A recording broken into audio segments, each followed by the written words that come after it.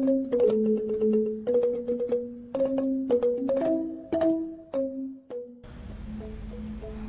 teman-teman, hari ini aku lagi ada di Taman Ismail Marzuki atau yang biasa disingkat TIM. Hari ini aku mau berkunjung ke perpustakaan yang ada di TIM ini. Aku sebutnya sih Perpustakaan Jakarta Cikini. Nah, kebetulan banget nih di sini lagi ada event. Banyak banget wisatawan yang datang. Ada cosplay, kemudian ada pameran, kemudian ada stand kuliner dan lain sebagainya. Tapi di sini aku nggak datang untuk menikmati FKI 2025, melainkan aku akan berkunjung ke perpustakaannya untuk baca buku sambil bekerja. Nah, mumpung aku ada di sini, aku mau jelasin sedikit dan cerita sedikit ke teman-teman sejarah, fasilitas, jam operasional dan lain-lainnya mengenai Taman Ismail Marzuki, khususnya perpustakaan Jakarta ini. Nah, perpustakaan Jakarta Cikini merupakan bagian integral dari susah banget ya bahasanya. Revitalisasi Taman Ismail Marzuki atau TIM, di mana taman ini merupakan pusat kesenian, budaya dan ilmu pengetahuan di jantung Jakarta. Tempat ini resmi dibuka kembali pada pertengahan 2022 setelah melewati proses peremajaan. Tempat ini dirancang oleh arsitek Andra Matin. Perpustakaan ini dipulihkan dengan pendekatan desain yang hangat, modern dan terbuka, sehingga menciptakan ruang yang tidak hanya fungsional tetapi juga mengundang rasa ingin berlama-lama dan berkreasi bersama dengan keluarga ataupun teman tempat ini. Nah, perpustakaan ini teman-teman dibangun di atas 3 lantai. Jadi lantai 4, 5, dan 6, yaitu gedung Ali Sadikin TIM. Perpustakaannya disebut dengan Ali Sadikin TIM. Perpustakaan ini memanfaatkan luas ruang secara optimal, termasuk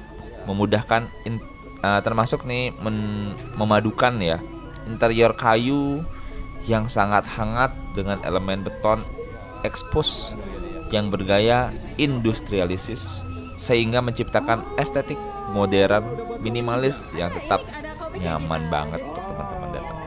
Lihat oke banget teman-teman. Seiring terbuka kembali ruang ini, perpustakaan ini muncul sebagai simbol transformasi dari tempat yang tersembunyi dan sepi pengunjung menjadi ruang publik yang inklusif, terbuka, dan inovatif dalam cara menyajikan literasi. Nah, sambil jalan-jalan di sini teman-teman, aku mau jelasin sedikit sih arsitekturnya, suasana dalamnya seperti apa.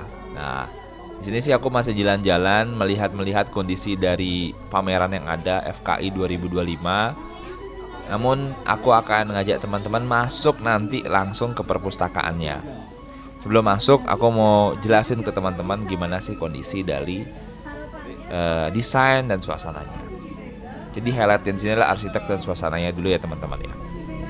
Nah, nanti dalam perpustakaan ini teman-teman akan disambut dengan interior yang dominan kayu dan beton berwarna abu-abu.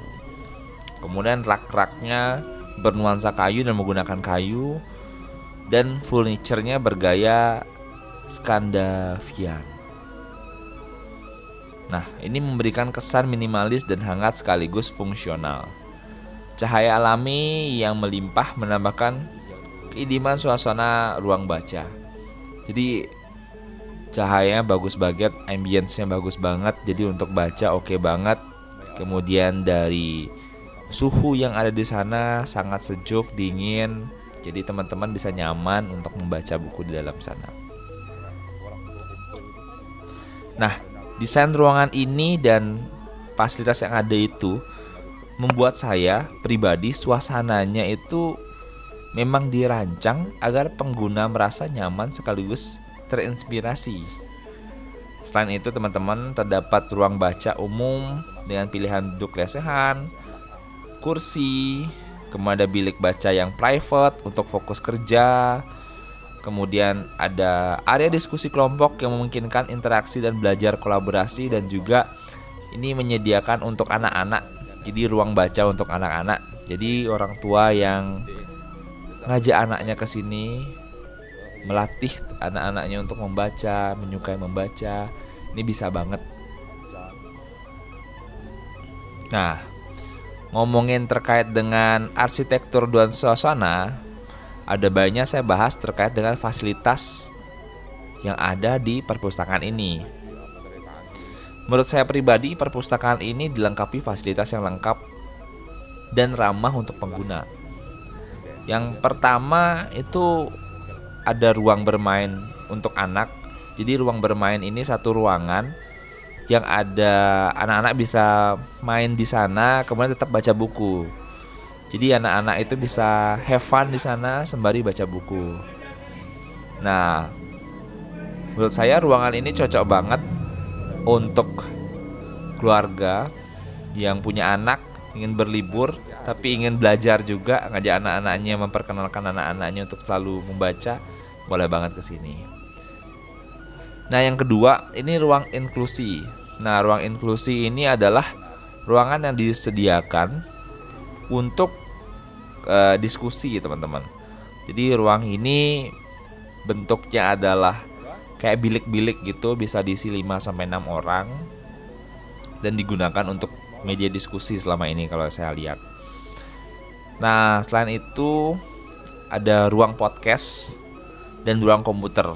Nah, ini untuk bekerja atau merekam konten digital.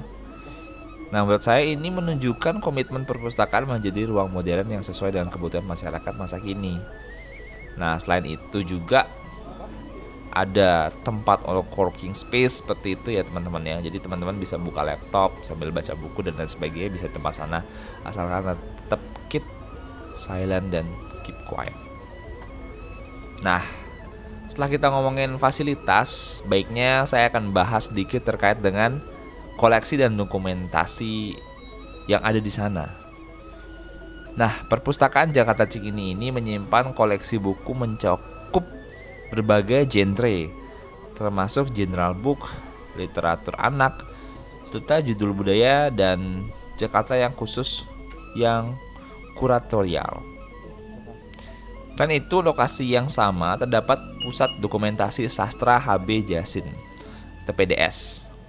Ini sebuah institusi dokumentasi literasi yang menyimpan lebih dari 3.000 arsip berupa buku, clipping majalah, buku harian, bahkan manuskrip sastra dari era awal 1800-an hingga karya Chairil Anwar dan W.S. Rendra. Koleksi ini amat berharga bagi pelajar sastra, peneliti, dan pencinta budaya.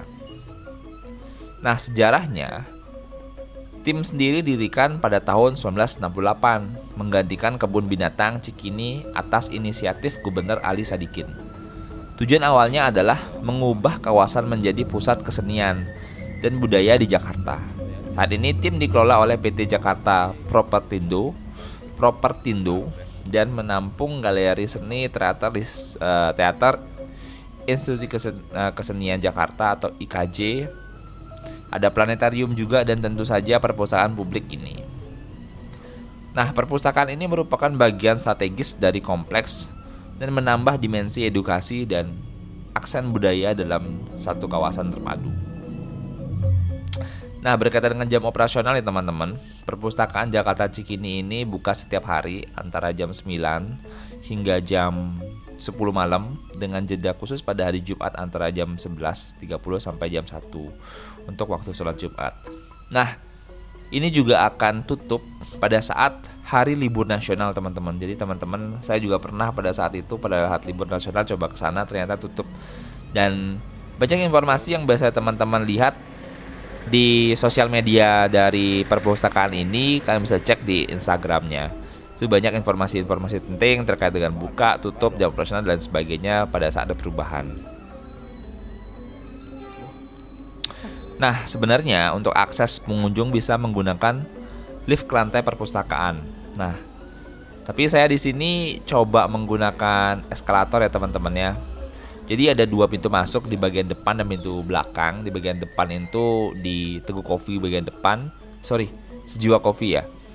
Itu teman-teman bisa langsung masuk ke atas, tinggal ke lantai 3. Kemudian ingat daftar dulu ya teman-teman ya di aplikasi Perpustakaan Jakarta. Kemudian dapat ID-nya dan itu akan di-scan pada saat kita masuk.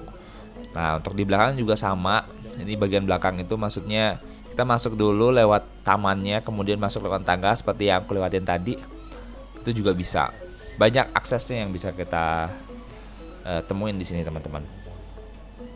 Nah, ini saya akan cerita sedikit terkait dengan peran sosial dan literasi publik terkait dengan perpustakaan ini.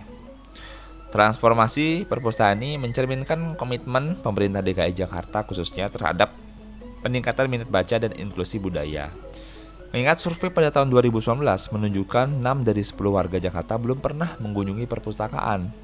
Kini perpustakaan menjadi ruang komunitas, menjadi destinasi belajar, berkreasi, mengadakan acara literasi hingga berkumpul dalam suasana budaya yang hangat dan terbuka.